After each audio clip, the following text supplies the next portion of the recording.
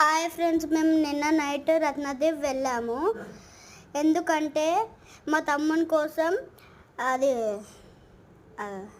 మామయ్య సోప్స్ కోసం వెళ్ళాము. కానీ అక్కడ దొరకలేదు మాకు. మేము కొద్దిసేపు అలా టైంపాస్ చేసి చాక్లెట్స్ కొని వెళ్ళాము.